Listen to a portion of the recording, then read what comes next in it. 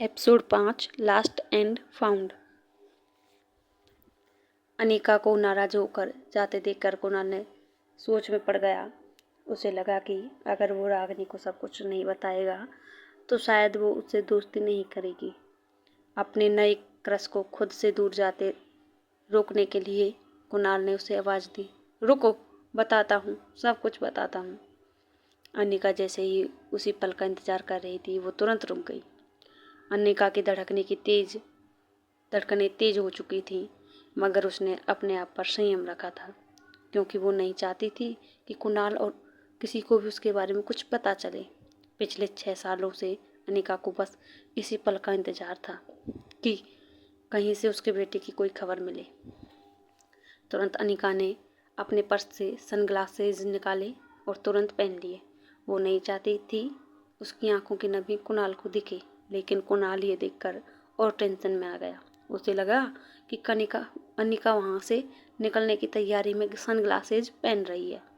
इसलिए वो टेबल से उठकर अनिका के पास आया और आसपास देखने लगा, मानो चेक कर रहा हो कि कोई उनकी बातें सुन तो नहीं रहा। फिर उसने धीरे से अनिका को कहा, देखो रागिनी, मैं सचमुच नहीं जानता कि उस बच्चे का क्या हुआ। दरअसल वो अनिका के पापा गौतम ने ही उसके बच्चे को किडनैप किया था। बस वही जानते हैं कि वो बच्चा इस वक्त कहाँ है। यह सुनकर अनिका पूरी तरह से टूट गई थी। उसे शक तो था कि उसके पापा उसके बेटे की किडनैपिंग के पीछे थे, मगर आज कुणाल के मुंह से यह सुनकर उसे यकीन भी हो गया। वो समझ नहीं पा रही थी कि उसके पापा ने आखिर ऐसा क्यों किया। कुणाल, जो अब तक अनिका के पीछे खड़ा हुआ था, उसने अनिका के कंधे पर हाथ रखा और फिर धीरे से वो उसके सामने आया। अनिका, जो अपने शौक में थी, वो कुणाल को सामने देखकर बिना कुछ बोले बस यहाँ वहाँ देखने लगी। अनिका की इस नर्वसनेस को देखकर कुणाल ने पूछा, क्या हुआ रागिनी, तुम इतनी नर्वस क्यों हो रहे हो? वैसे प्लीज़ अब तुम बुरा मत लगाना, लेकिन तुम्हें इन सब बातों से क्या लेना देना? अनिका अब भी शौक में खड़ी थी, लेकिन कुणाल का शक बढ़ने जाए, इसलिए अनिका ने किसी तरह बात बनाकर कहा, मैं जल्दी से किसी नए दोस्त से दोस्ती नहीं करती। उनके बारे में जब तक पूरी इन्फॉर्मेशन न हो, मैं दोस्ती नहीं करती। कुणाल थोड़ा फ्लर्ट करते हुए बोला, अब तो सब कुछ जान लिया मेरे बारे में, अब तो दोस्ती का हाथ आगे बढ़ा दो। यह कहते हुए कुणाल एक बड़ी सी स्माइल के साथ अपना आगे हाथ बढ़ाता है, लेकिन अनिका के लिए कुणाल किसी काम का नहीं था, क्योंकि वो जानती थी कि कुणाल उसके बेटे तक नहीं पहुंचा सकता। अनिका बिना हाथ मिलाए कुणाल से सिर्फ इतना कहती है, इतनी आसानी से नहीं, तुम्हें इंतजार करना होगा। इतना कहकर अनिका वहाँ से चली गई। कुणाल को रागिनी का बिहेवियर थोड़ा अजीब तो लग रहा था, लेकिन फिर उसने मन में सोचा, शहर की लड़की है, नखरे तो करेगी ही। दूसरी तरफ पैराडाइज होटल में रिया एक बहुत ही इंटरेस्टिंग गेम में बिजी थी। रिया हेडफोन के जरिए टीम को इंस्ट्रक्शंस दे रही थी, तुम सब पीछे ही रहो, मैं आगे जाकर दुश्मनों का बंकर उड़ा देती हूँ। यस, ये बूस्टर हमारी टीम का है, अब दुश्मनों को नहीं छोड़ूंगी। राहुल 121, तुम एयर बेस पर हमला करो। रेडी तो blast enemy leader 1 2 3, we won the game. हमेशा की तरह रिया की टीम जीत गई। गेमिंग की दुनिया में रिया स्वीट एंजल के नाम से मशहूर थी। हालांकि उसने अपनी गेमिंग आईडी में कोई फ़ोटो नहीं डाली थी। वो नहीं चाहती थी कि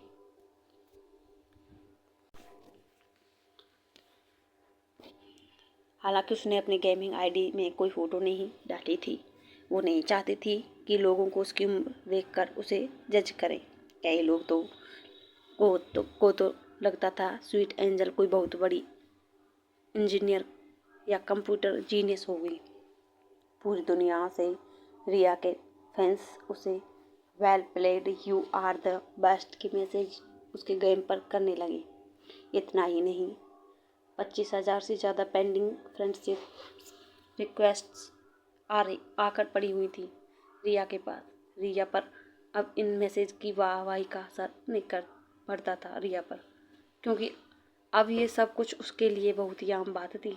स्वीट एंजल के नाम से खेल रही रिया मोटर फाइट गेम की वर्ल्ड चैंपियन थी। रिया ने अपना टैबलेट सोफा पर घुमाकर फेंका, खड़ी होकर रूम में लगे इंटरकॉम की तरफ गई। उसने सोचा एक चॉकलेट मिल्क शेक मंगवाया जाए। फ़ोन उठाकर वो जब रूम सर्विस का नंबर डायल करने लगी तो तब उसे अनिका की एक बात याद आई। अनिका ने बाहर जाते हुए उसे कहा था, रूम के सामने पागल और एक छोटा पागल रहता है। रिया वैसे तो बड़ी अच्छी बच्ची थी, मगर थी काफ़ी शरारती। वो उन बच्चों में से थी जिन्हें कोई बात करने से मना करो तो वो ये जानने के लिए बहुत ही उत्सुक होते हैं कि आखिर ऐसा क्या है कि बड़े उन्हें वो चीज़ करने से मना करते हैं। रिया ने एक बड़ी ही शैतानी मुस्कान के साथ दरवाज़ा खोला और अपने सामने वाले रूम का नंबर पढ़ लिया, 2401। रिया फिर से इंटरकॉम के पास गई और वही शैतानी मुस्कान के साथ नंबर डायल किया। तभी रोहित मारवा के कमरे में इंटरकॉम की घंटी बजने लगी। रूम में इस वक्त सिर्फ सनी और आर्यन ही मौजूद थे।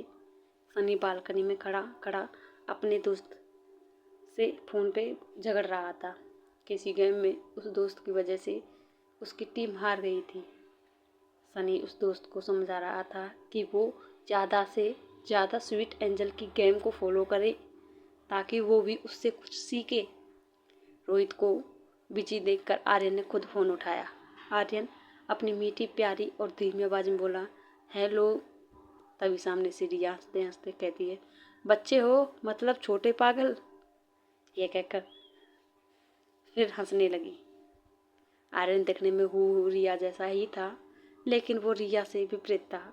आर्यन अपने होठ को दांत से दबाकर कुछ सोचने लगा, फिर बोला, मैं पागल नहीं हूँ। रिया की हंसी रुक गई। फिर आर्यन ने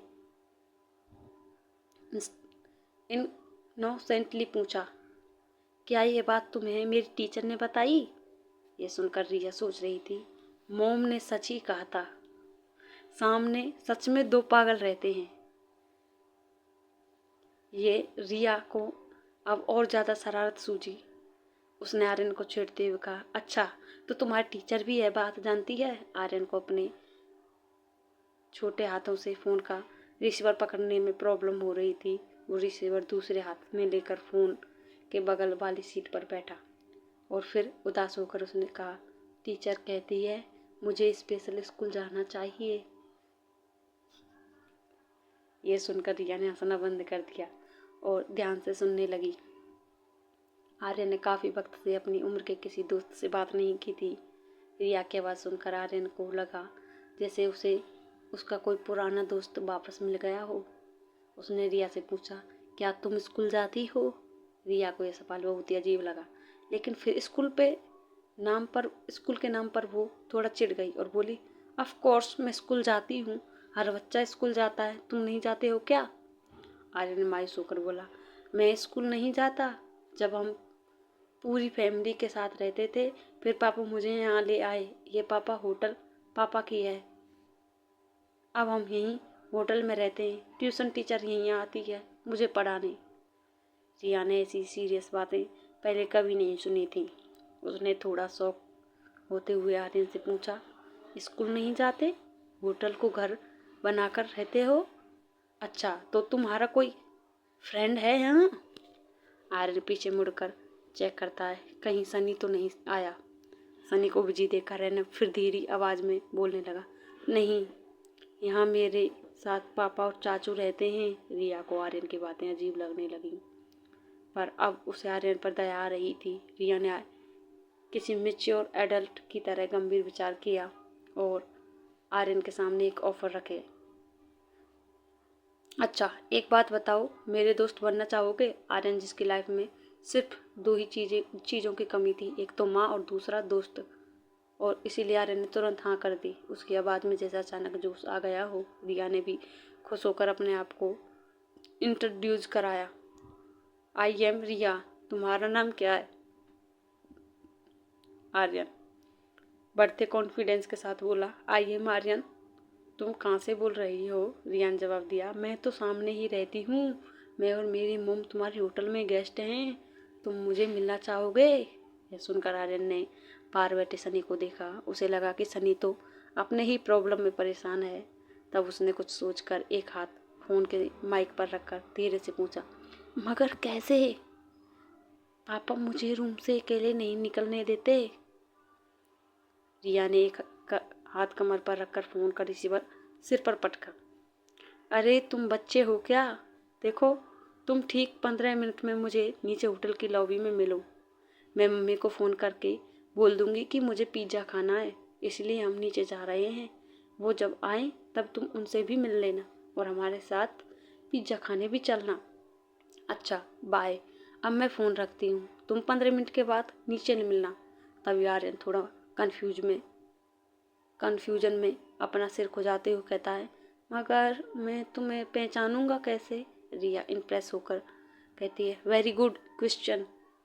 एक काम करो, ब्लैक पैंट और ब्लैक टी शर्ट पहनकर आना। मैं भी वही पहन कर आऊँगी। हमारे ड्रेस से हम एक दूसरे को पहचान लेंगे। आर्यन को आइडिया पसंद आया। उसने फ़ोन रखा और सनी की तरफ देखते हुए और उसे बचते हुए दबे पांव अंदर बने दूसरे कमरे में चला गया, जो आर्यन का ही कमरा था। दूसरी तरफ रिया ये सोचकर खुश हो रही थी कि इस नई जगह पर उसने नया दोस्त बनाया था। कुछ सोचकर रिया ने अपने मोबाइल से एक मैसेज टाइप किया, I want to go out for pizza, come fast. और वो मैसेज उसने अनिका को भेज दिया। कुछ ही पल में आर्यन अपने कमरे से ब्लैक जीन्स और ब्लैक टी शर्ट पहनकर बाहर निकलता है। उसने देखा सनी अभी भी कान में हेडफोन डाले फ़ोन पर बिजी था। आर्यन में इतनी हिम्मत पहले कभी नहीं आई थी। उसे पता था रोहित को पता चला तो बहुत स्ट्रिक्ट पनिशमेंट मिल सकती है, मगर नए दोस्त और बाहर पिज़्ज़ा की लालच से उसे रिस्क उठाने की हिम्मत मिली। आर्यन दबे पांव मेन डोर तक गया। सनी को पता न चले इस तरह दरवाजे धीरे से अनलॉक किया और सनी की ओर देखते हुए आर्यन रूम से बाहर निकल गया। अपने रूम के बाहर अकेले कदम रखने पर आर्यन का कॉन्फिडेंस और बढ़ गया। उसे अपने आप पर इतना विश्वास पहले कभी नहीं आया था। आर्यन की नज़र सामने वाले स्वीट 2402 पर पड़ी। उसे लगा प्लान में थोड़ा चेंज होना चाहिए। क्यों न वो और उसकी नई दोस्त यहीं से साथ चलें। आर्यन कॉरिडोर में आगे बढ़ा। वो रिया के रूम के दरवाजे तक पहुंचा। उसने हाथ ऊपर करके डोर बेल बजानी चाहिए, लेकिन वहां तक हाथ नहीं पहुंचा। इसलिए उसने दरवाजे को नॉक किया। वो नॉक करने ही वाला था कि तभी लिफ्ट खुलने की आवाज़ आई। आर्यन का दिल डर के मारे जोर जोर से धड़कने लगा। उसने सोचा कि अगर रोहित ने उसे इस तरह रूम के बाहर देख लिया तो पता नहीं क्या होगा। आर्यन डरता हुआ मुड़ा और लिफ्ट की ओर देखने ही लगा था कि तभी उसने देखा कि लिफ्ट से लिफ्ट से अनिका बाहर आ रही थी। उसके पापा वो वहाँ न देखकर आर्यन की जान में जान आई। वहीं अनिका आर्यन को दरवाजे के बाहर देखकर पहले थोड़ा चौंकी और फिर वो आर्यन के पास गई और उसके गाल पर हाथ फेर कर बोली, I am sorry, mamma is late. एक माँ होने के बावजूद आर्यन को black jeans, black T shirt और स्पोर्ट्स शूज में देखकर वह धोखा खा गई थी और सोच रही थी कि यह उसकी बेटी रिया है। आर्यन बड़ी बड़ी आंखों से अनिका को देखे जा रहा था। उसने पर्स से रूम अनलॉक करने के लिए कार्ड निकाला था, साथ ही पर्स से अपना मोबाइल भी निकाला। कार्ड लॉक सेंसर पर लगाया और एक हाथ में मोबाइल चेक करने लगी और इसके साथ ही वो आर्यन को रिया समझकर प्यार से डांट भी रही थी। इस तरह अकेले रूम से बाहर आने का क्या मतलब? बहुत शैतानियाँ बढ़ रही हैं तुम्हारी। तभी रूम अनलॉक होने की आवाज़ आई। और इसी के साथ अनिका की नज़र रिया के मैसेज पर पड़ी। Want to eat pizza, come fast. ये पढ़ते ही अनिका का गुस्सा फिर शांत हो गया और फिर थोड़ा गिल्टी फील करते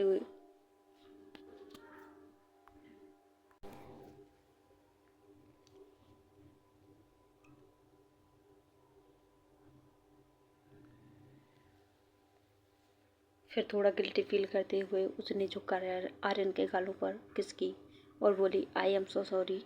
तुम्हें बहुत भूख लगी होगी ना, चलो किसी अच्छे से रेस्टोरेंट में जाके पिज़्ज़ा खाते हैं।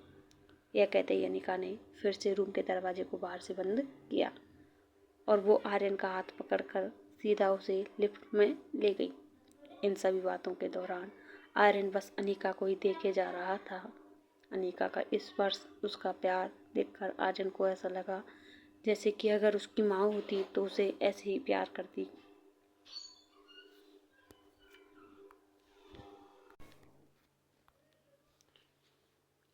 आर्यन यह तक भूल चुका था कि उसे उसकी नई दोस्त से मिलना था। इस वक्त आर्यन को अनिका की ममता के आगे और कुछ नहीं दिख रहा था। लिफ्ट में अनिका की बगल में खड़ा आर्यन धीरे से अचानक अनिका की उंगली पकड़ लेता है। ये देखकर अनिका को थोड़ा सा अजीब लगा और उसने आर्यन की तरफ देखा। आर्यन की आंखें जैसे अनिका की आंखों से कुछ पूछ रही थी कि क्या तुम कहाँ थी माँ। अनिका, जो आर्यन को रिया समझ रही थी, उसने एक पल के लिए सोचा कि रिया ऐसे इमोशनली क्यों देखे जा रही है उसको। इसीलिए उसने आर्यन को पकड़कर अपनी तरफ किया और नीचे झुककर आर्यन को सीने से लगाकर अपनी गोद में बिठा लिया। आर्यन ने आंखें बंद कर ली और अनिका को जोर से पकड़कर हग कर लिया, मानो जैसे आर्यन को हमेशा से इसी पल का इंतजार था। उसने अनिका को पहले कभी नहीं देखा था,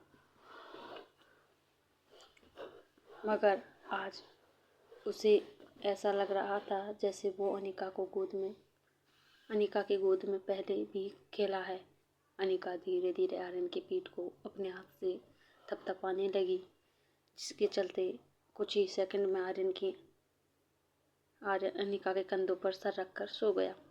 तभी लिफ्ट ग्राउंड फ्लोर पर पहुंची और जैसे ही लिफ्ट का दरवाज़ा खुला तो सामने रोहित मारवा खड़ा हुआ था। रोहित और अनिका की नज़रें एक दूसरे से मिली, लेकिन दोनों में से किसी ने कुछ नहीं कहा। आर्यन का सर अनिका के कंधों पर झुका हुआ होने के कारण रोहित को आर्यन का चेहरा नहीं दिखा। अनिका आर्यन को थप्पियां देते हुए लिफ्ट से बाहर निकल गई। रोहित बस अनिका को देखे जा रहा था। ऐसा लग रहा था मानो रोहित अभी भी आर्यन को अनिका की गोद में देख लेगा। आगे चली